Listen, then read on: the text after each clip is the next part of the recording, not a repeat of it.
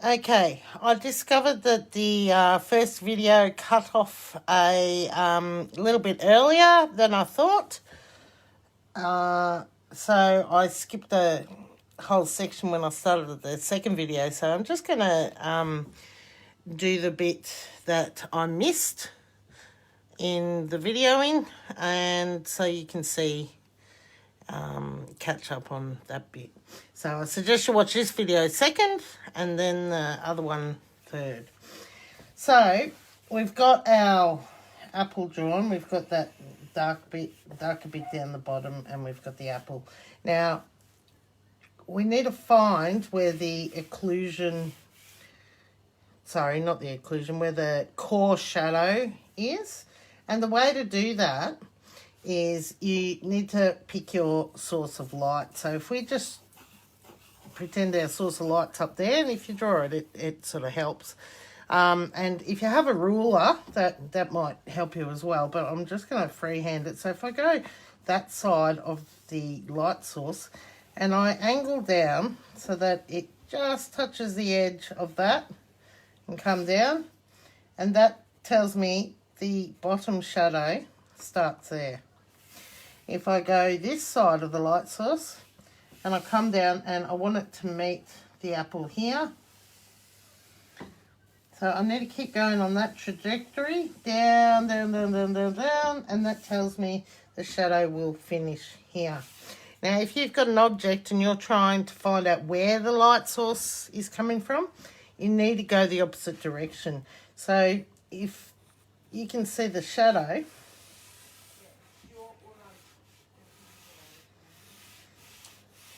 so you can see the shadow on the object.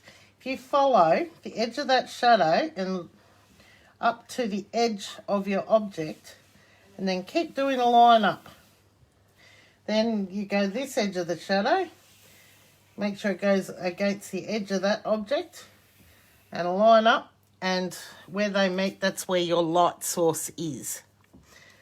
So to find your core shadow, it's where that line is meeting the object here and here. So because the object is round, you do not want to do a straight line. You need to do a curve. Okay?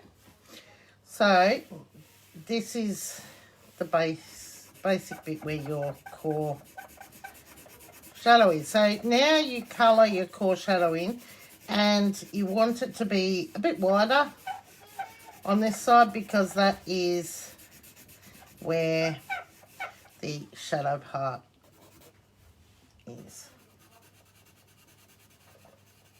So if you actually look at your object, look at your apple, that top half is light and the bottom half is dark. So it's the light and the shadow divides it into two areas.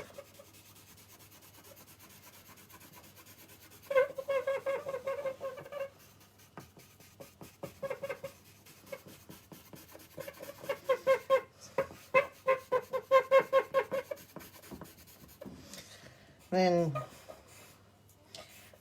get your dark happening down here, and again it'll be just slightly wider on this side where the shadow side is. Sorry about the squeaking.